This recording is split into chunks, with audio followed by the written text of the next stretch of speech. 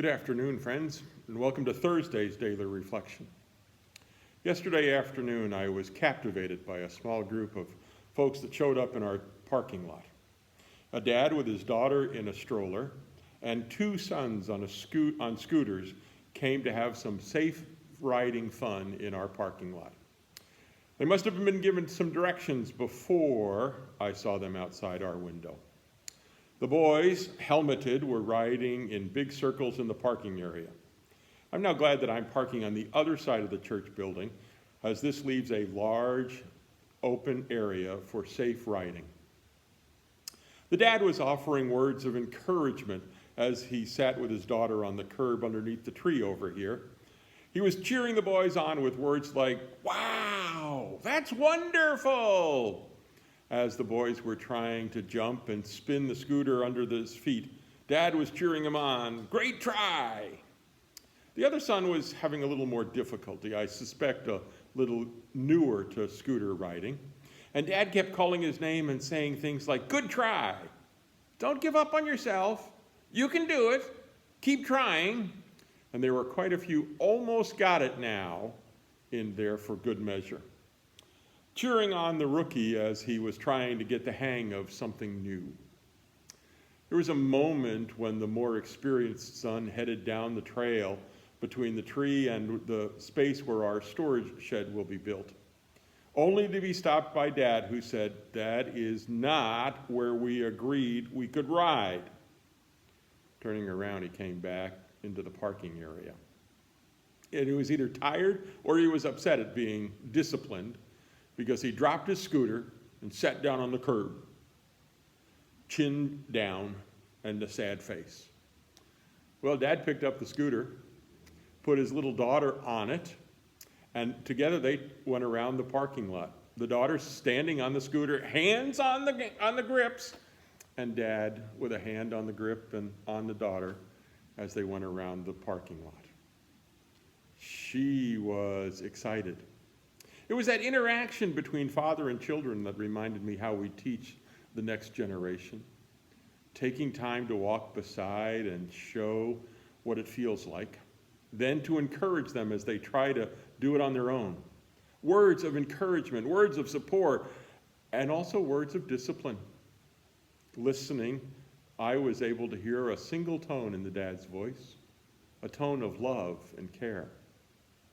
Well, that ride that he shared with her must have whetted her appetite, because when he came back to the curb and sat down, she tried to scooter away, only to be told, here's the discipline moment, "If you don't have a helmet, you can't ride.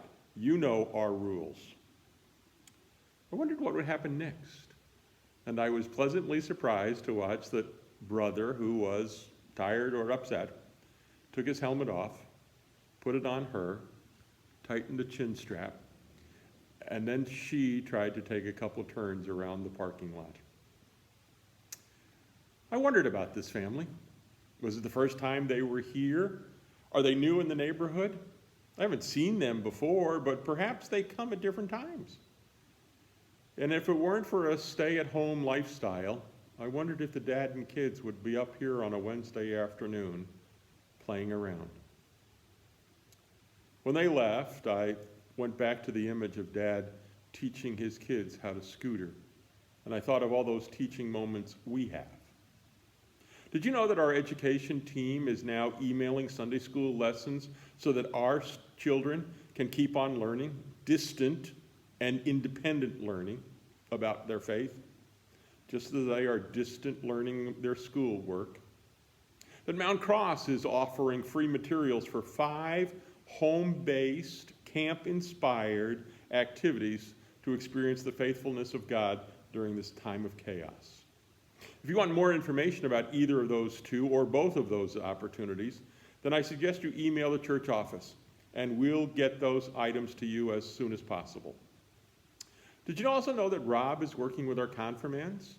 And I think they're doing something like a Zoom lesson for their confirmation material, so that they will be finished on time this year. Sharing the faith with the next generation of disciples is important. It's part of our baptismal covenant. And it is as simple as walking beside them, showing what it is, feels and looks like, allowing them to experiment on their own, all the while encouraging, supporting, and at times disciplining them. Back to the dad. I don't know that he was a skilled scooter person. He just wanted to spend time with his kids, showing them and celebrating with them. We don't have to be skilled theologians to pass on the faith. You don't have to know every Bible verse there is, I don't believe. I believe you just simply have to be open and honest with kids when they ask those questions. And they'll be their questions. Don't worry about it. The best answer I ever had and I've ever given is, I don't know that for sure. Let's look into it. And truth be told, we should always be learning about our faith. We all need mentors, no matter how old we are. We need mentors in our faith. As my dad offers from time to time, if you rest, you rust. Let's keep learning about our faith, no matter how old we are. To the dad who encouraged his kids yesterday, to you parents and grandparents who encourage your kids and grandkids as well, to you mentors of others in the faith, thank you, and keep at it. Once again, I look forward to seeing you on Sunday. I'll be here, and your pictures are here, many of you. If you're not, send one, please.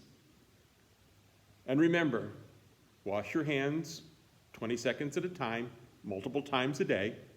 I'd also suggest hand lotion because they're probably getting dried out by now. Stay home if you're sick. Love one another. Practice that social distancing that we're working on so hard. And of course, be safe out there. God bless you.